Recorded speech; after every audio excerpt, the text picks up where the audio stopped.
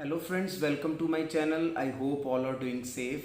So today our topic of the study is res sub judice, which is provided under section 10 of CPC of Civil Procedure Code.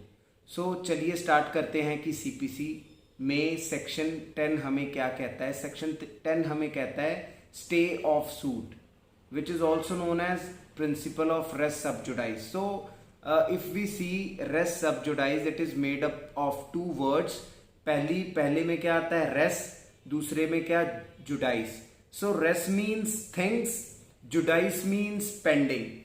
If the things are pending, if the case is pending in any court, it is not to be tried by any other court. So this is the basic principle of res sub judice. अगर किसी भी court में कोई case pending है तो वो किसी और कोर्ट में उस सेम मैटर पे, सेम कॉज ऑफ एक्शन पे वही केस हम दोबारा फाइल अगर करते हैं तो दूसरी कोर्ट उसको स्टे कर देगी, दूसरी कोर्ट उस पर प्रोसीड नहीं करेगी. ये हमारा प्रिंसिपल ऑफ रेस सब जुडाइस है जो कि सेक्शन 10 में बताया गया है. सो इसके बारे में हम ये जान सकते हैं कि ये क्यों इंसेप्शन में आया.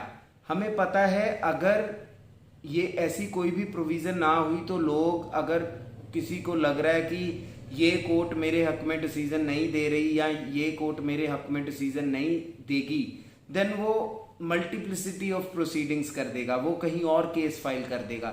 सो इन मल्टीप्लिसिटी ऑफ प्रोसीडिंग्स को रोकने के लिए और कोर्ट के ऊपर जो ज्यादा बर्डन है उसको रोकने के लिए हमने ये प्रिंसिपल इख्तियार किया जिसको हम बोलेंगे stay of suit.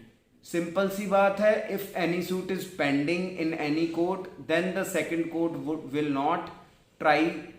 Will not proceed the case.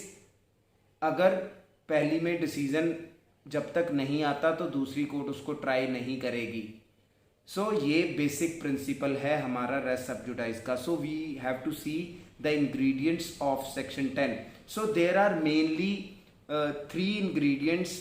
There are mainly 4 ingredients in this section which we have got.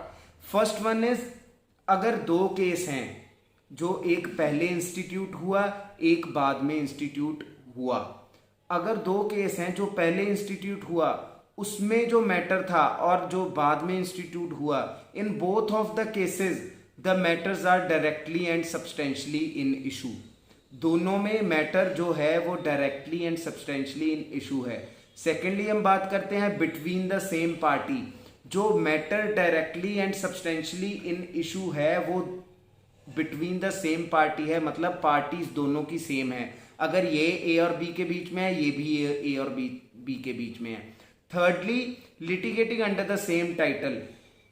इस केस में जो पहले इंस्टीट्यूट हुआ उसमें भी सेम टाइटल था, जो बाद में इंस्टीट्यूट कर रहे हैं उसमें भी सेम टाइटल है. कहने का मतलब ये है सेम मैटर पे, सेम कॉज ऑफ एक्शन पे, सेम टाइटल पे पार्टीज भी सेम है. अगर पहले केस डाला हुआ है और वो पेंडिंग है, कोर्ट उस पर कार्रवाई कर रही है, वो पेंडिंग है. अगर हम सेम कॉज ऑफ एक्शन पे, सेम पार्टीज के बीच में और लिटिगेटिंग अंडर सेम टाइटल में दोबारा उसी पे केस इंस्टीट्यूट करते हैं, जो ये सेकंड सूट होगा इसकी जो कोर्ट होगी उसको स्टे कर देगी, सूट को उस पे प्रोसीड नहीं करेगी क्योंकि it is already pending in a civil court.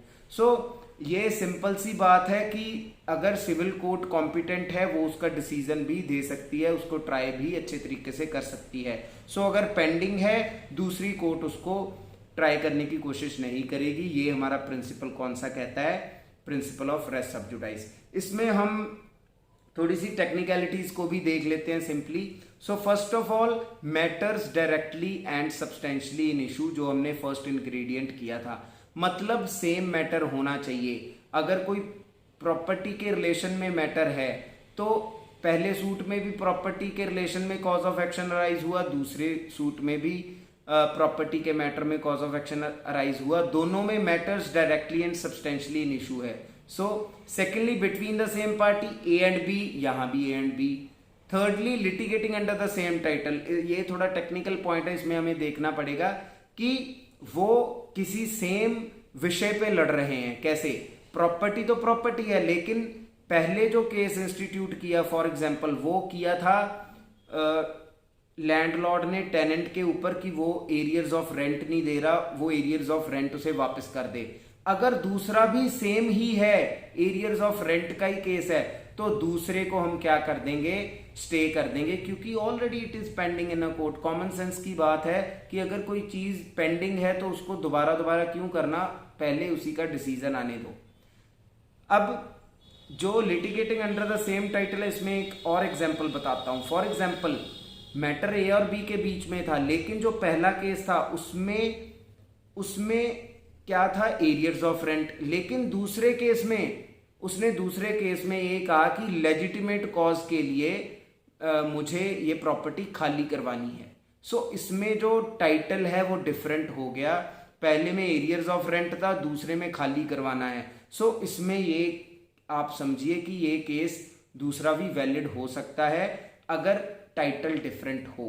सो अगर ये वाला पेंडिंग है तो इसमें दूसरी कोर्ट प्रोसीड नहीं करेगी। So this is all about the principle of res subjudice. So there are some more points in relation with the ingredients which I will cover in my next lecture, which will be of res judicata.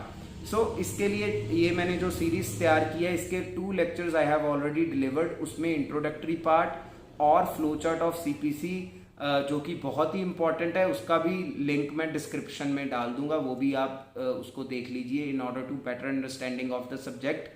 सो एक इसमें और बात है, if the suit is pending in a foreign court, अगर foreign court में कोई भी, इसकी एक्सप्लेनेशन है बेसिकली, अगर फॉरेन कोर्ट में कोई भी चीज पेंडिंग है, क्या हम उसको इंडियन कोर्ट्स में दोबारा ट्राई कर सकते हैं? अगर वो पेंडिंग है तो वही सेम यहाँ पे ट्राई कर सकते हैं।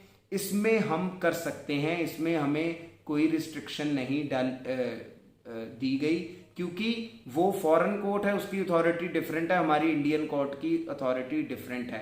हाँ, अगर इंडिया में कहीं पे सिविल कोर्ट में वो पेंडिंग है तो इंडिया में उसको हम दोबारा ट्राई नहीं करेंगे, क्योंकि it is barred by the principle of it is stayed by the principle of res sub judice. लेकिन फॉरेन की कोई कोर्ट है तब हम उसको ट्राई कर सकते हैं, if it is in the ambit of the Indian courts to try this matter. अगर इंडियन कोर्ट्स के पास उसकी ज्यूरिसडिक्शन है तो वो प्योरली ट्राई कर सकती है।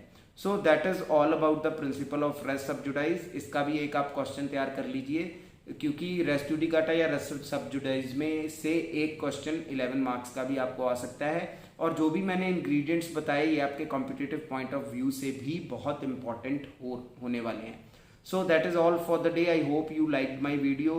If you have not subscribed my channel, please subscribe my channel. इसकी आपको सारी वीडियो सीरीज मिल जाएगी सीपीसी में क्या क्या है। So thank you guys, thank you all of you.